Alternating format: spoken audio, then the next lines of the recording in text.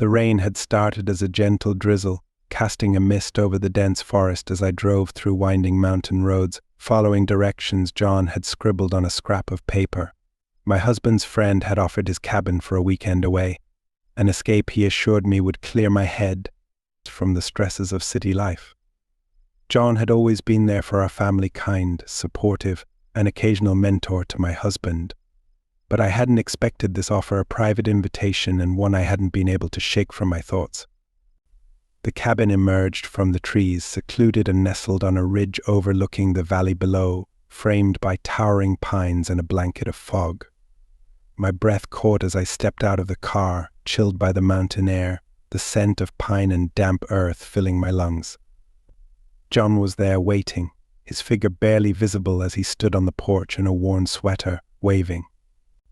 Made it just in time, he called out over the sound of the rain. "Storm's supposed to pick up tonight." As I reached the porch, he extended his hand to help me up the stairs, his touch warm and firm. He led me inside, and I immediately felt the cabin's warmth. A fire crackled in the stone fireplace, its golden light flickering against the rustic wood interior. Shelves lined the walls, filled with books, nature guides, and maps of the surrounding mountains. It felt worlds away from the hectic, structured life I knew. "You've got the place to yourself for the weekend," he said, setting my bags down by the couch. I stocked up on supplies. "Just feel free to make yourself at home." I glanced at him, surprised. "You're not staying?" John gave a small smile.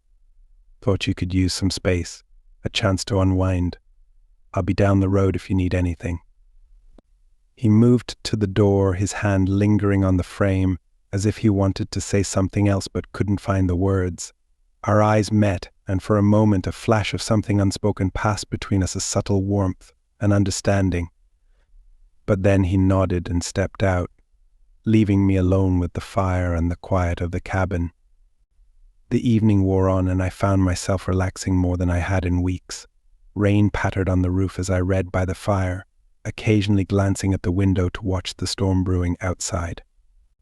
It was only when the clock struck midnight that I felt a pang of loneliness, a reminder that I was truly isolated out here.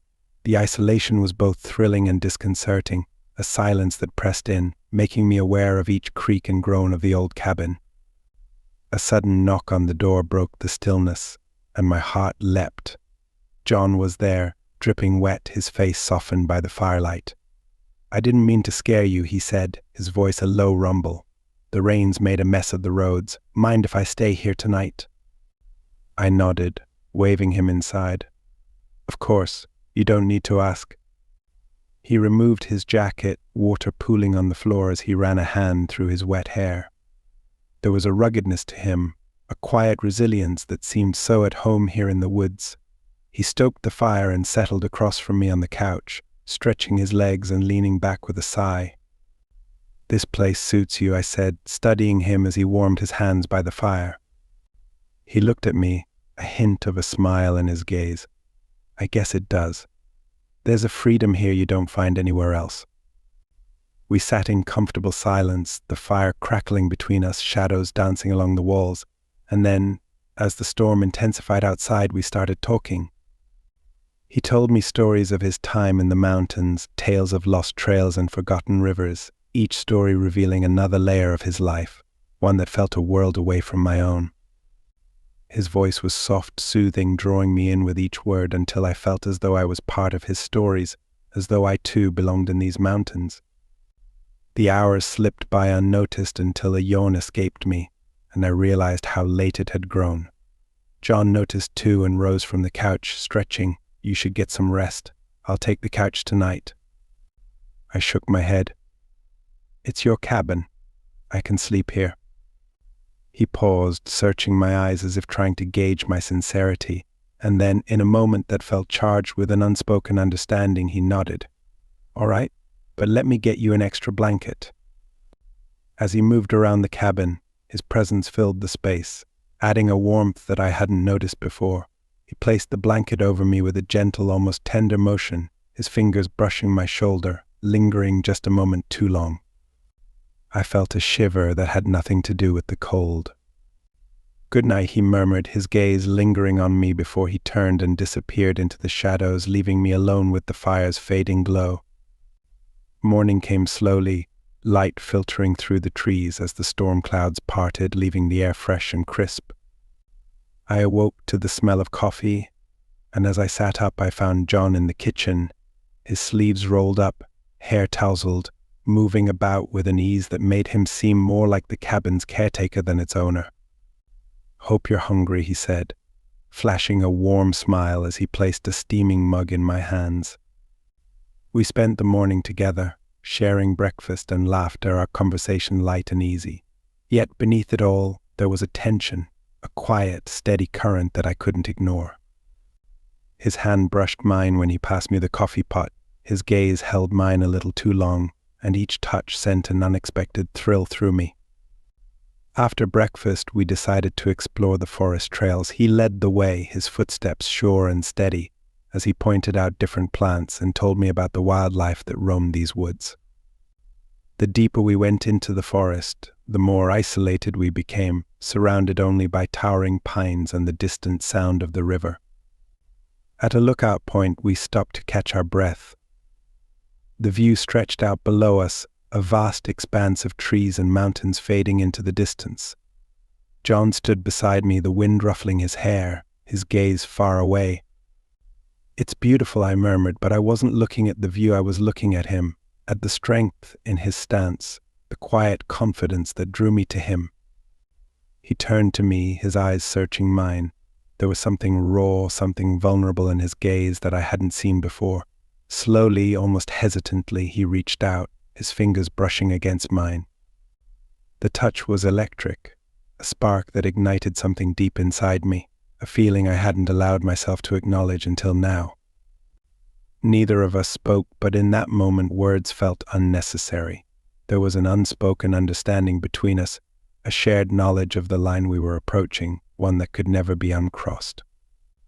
And as his hand tightened around mine, I knew that we were both teetering on the edge of something forbidden, something exhilarating and dangerous. "John," I whispered, my voice barely audible over the wind, but he silenced me with a gentle shake of his head, his thumb brushing over my knuckles in a slow, deliberate motion that sent a shiver through me. His hand lingered, a silent question, and I found myself leaning closer, drawn to him in a way that defied logic or reason. The world around us faded, leaving only the two of us standing on the edge of the mountains, on the verge of a choice that would change everything. The air between us thickened, and with every shared glance, every subtle touch, the tension grew, becoming an unspoken force that neither of us could deny. I felt his breath warm against my cheek, his hand still holding mine, as if anchoring us in this moment, in this place where consequences and propriety seemed as distant as the peaks surrounding us. My heart was pounding, each beat a reminder of how far we had drifted from what was acceptable, and yet I couldn't look away. Just when I thought I might say something to break the silence, to pull us back from the edge, he let go of my hand, and I felt the absence of his touch acutely, like a gust of cold wind. He cleared his throat, his gaze moving to the horizon, and for a moment I thought perhaps he had reconsidered, that maybe he'd stepped back from the boundary we had been skirting all morning. "Let's head back," he murmured, his voice husky. "It's a long way down, and I don't want you to slip." He offered his hand as we descended the uneven path, and this time I didn't hesitate.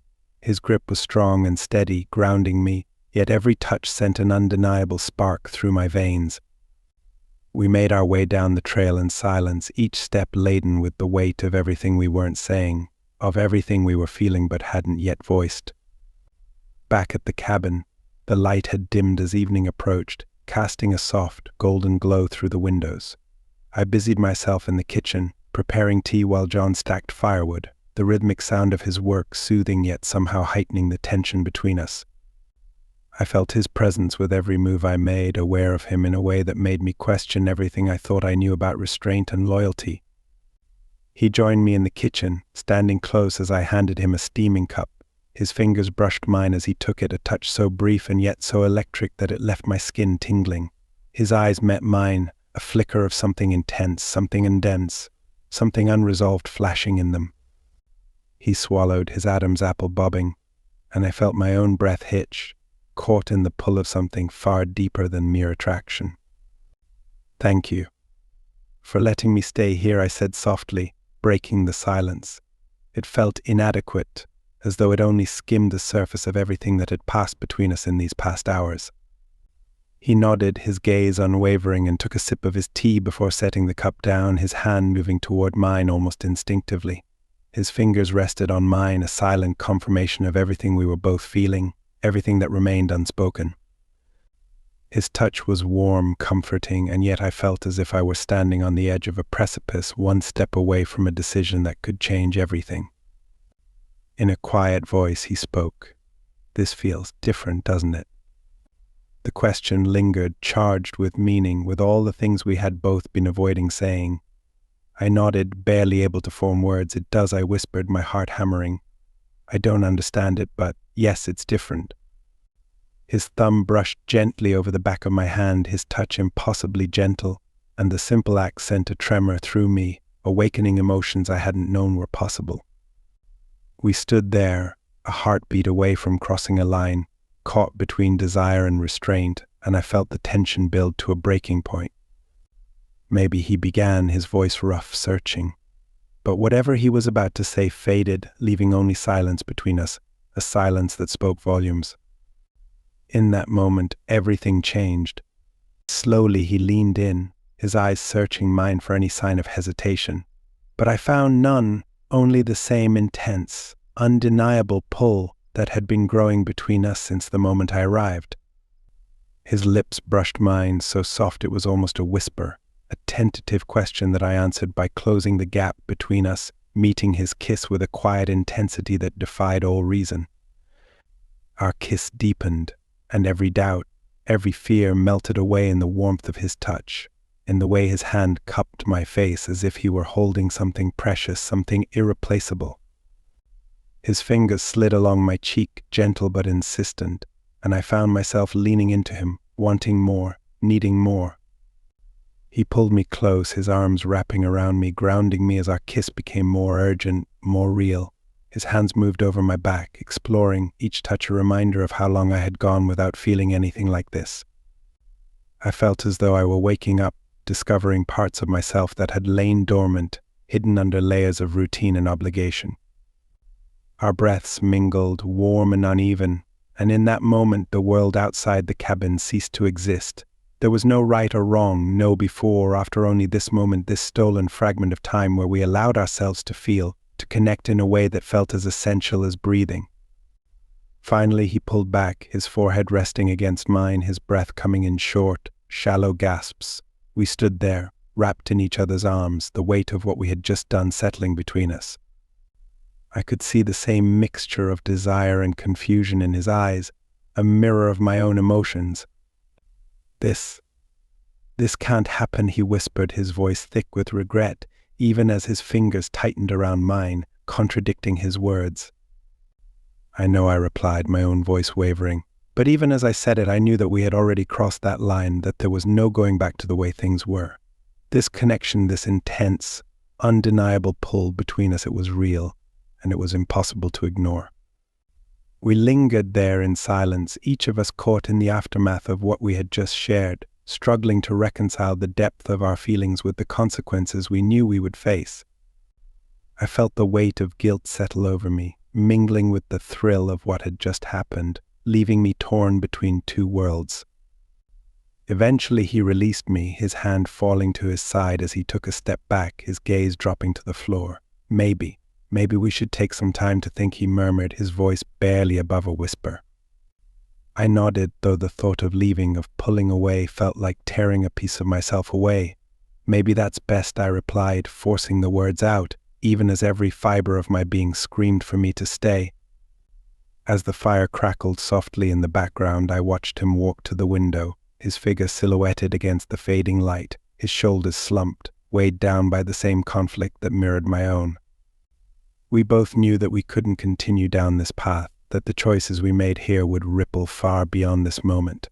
And yet, as I watched him, I knew that whatever happened next, this moment would stay with me, etched into my memory like an unbreakable promise.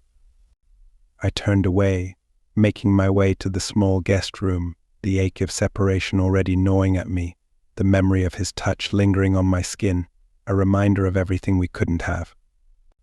The cabin felt colder now, quieter, and I lay awake for hours, staring at the ceiling, replaying every word, every glance, every touch. Each memory brought a surge of longing, a need that refused to be silenced, but I knew that we had reached a crossroads, one where choices had to be made.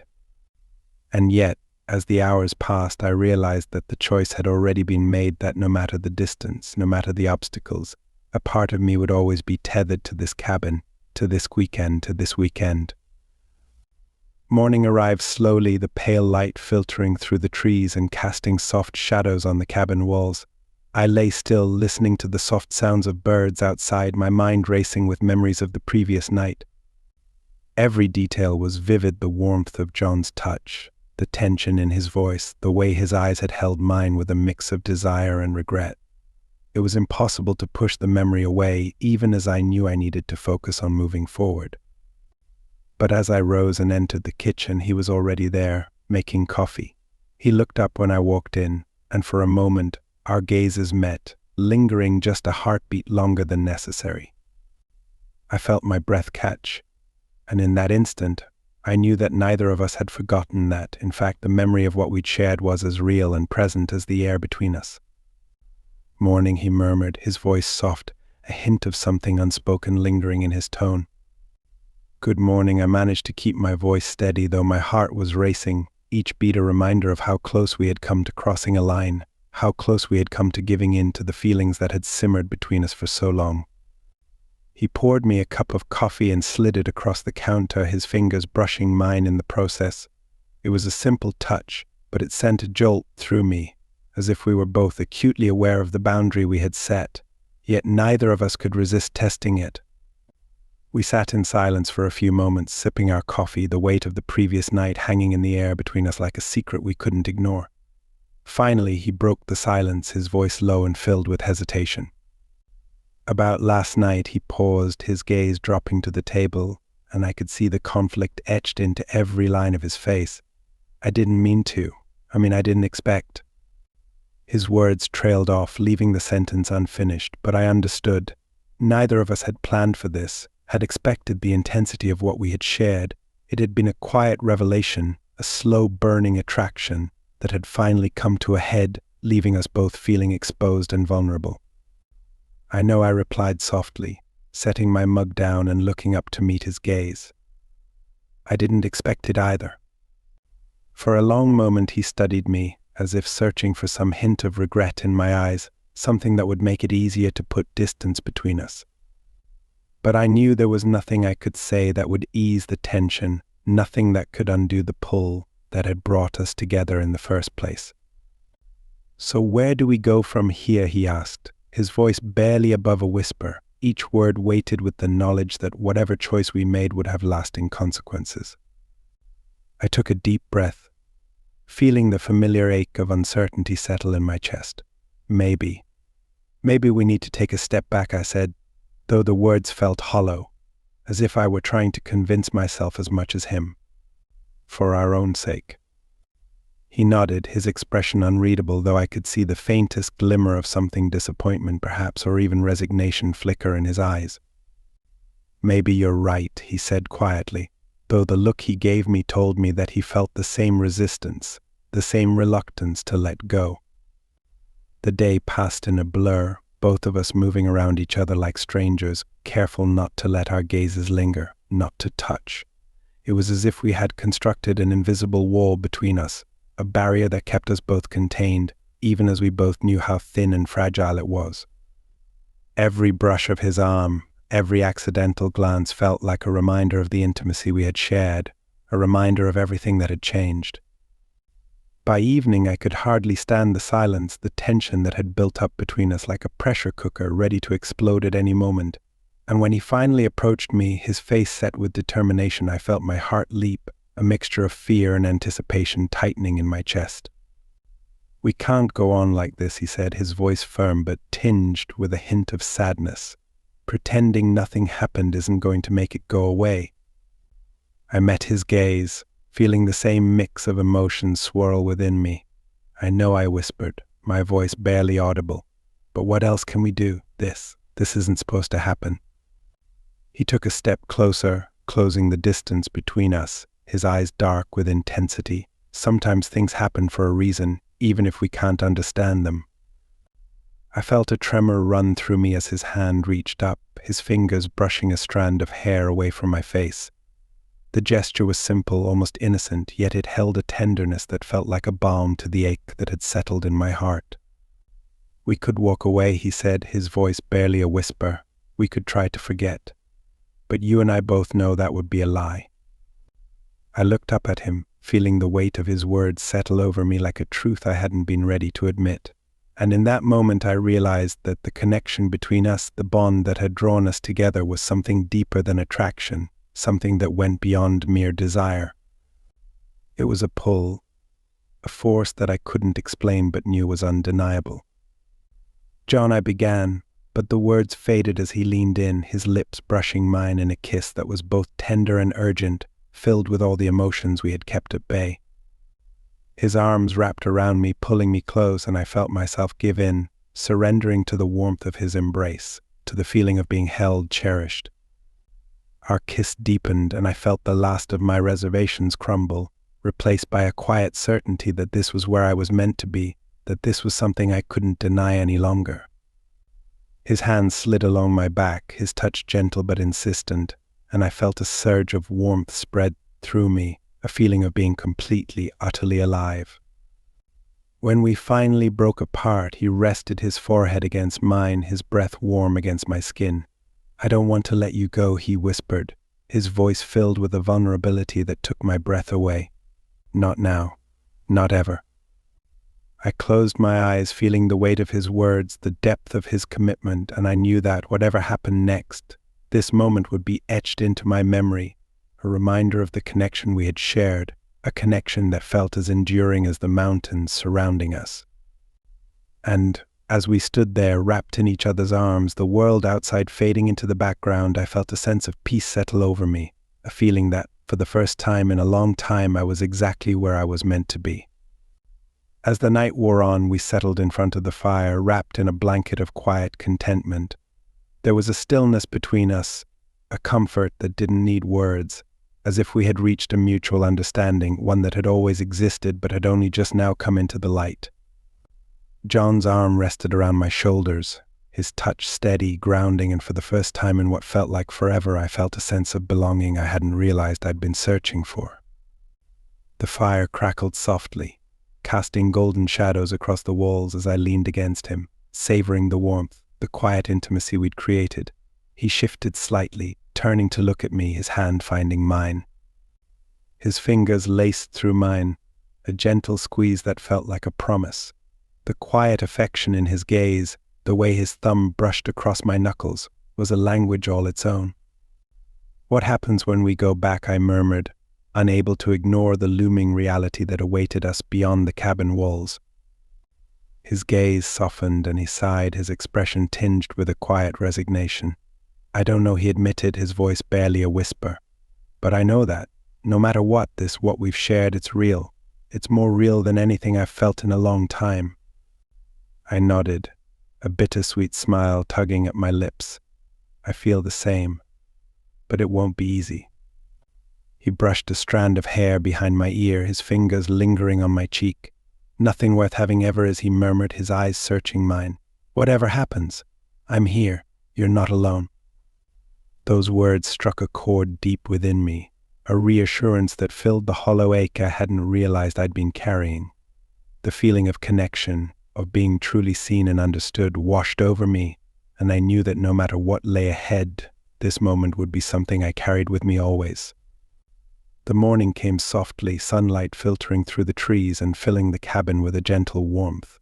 We packed in silence, each movement slow, as if savoring the last few moments we had together in this secluded place that had become our sanctuary. I watched as John folded his clothes, the weight of our imminent departure heavy in the air. Every touch, every glance felt laden with unspoken words, with emotions we didn't have the luxury of fully exploring.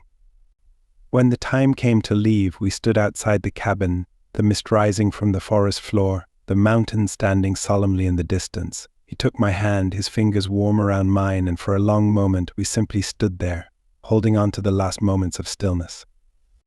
"Thank you," I whispered, my voice trembling with the weight of everything I couldn't say. "For everything." He smiled, a soft, sad expression that held the depth of his own unspoken feelings. "No matter what happens, I want you to know that this meant everything to me." I nodded, unable to speak, and we stood in silence, letting the weight of our words settle around us. With a final, lingering look, he stepped back, his hand slipping from mine, and I felt a hollow ache settle in my chest. We both knew that once we left this place, the world would close in. That reality would make us question everything we had shared, everything we had felt. But as I watched him walk away, I felt a quiet strength settle within me, a knowledge that no matter where life took us, this moment, this connection, would always be ours. In the weeks that followed, I found myself thinking of him often, of the warmth of his touch, the quiet depth of his gaze, the sense of belonging I'd found in his arms. I returned to the routine of everyday life, but the memory of our weekend in the cabin lingered, a hidden warmth I carried with me. There were moments when I felt the ache of separation, the pull to reach out, to bridge the distance between us, but I knew that, for now, it wasn't meant to be. Life moved forward, and so did I, but with a newfound understanding of what I wanted, of the connection I had found and the courage it had given me. And though we hadn't said it, I knew that one day our paths would cross again, that the quiet promises we had made, the understanding we had reached, would bring us back together. In the end, I realized that love, true and quiet and enduring, doesn't always follow a path we can predict. It lives in the spaces between, in the quiet moments of connection, in the strength of a gaze, a touch, a shared understanding. And as I looked out at the mountains one last time, I knew that our story, though incomplete, would always be a part of me, a silent, enduring reminder of a love that had no end.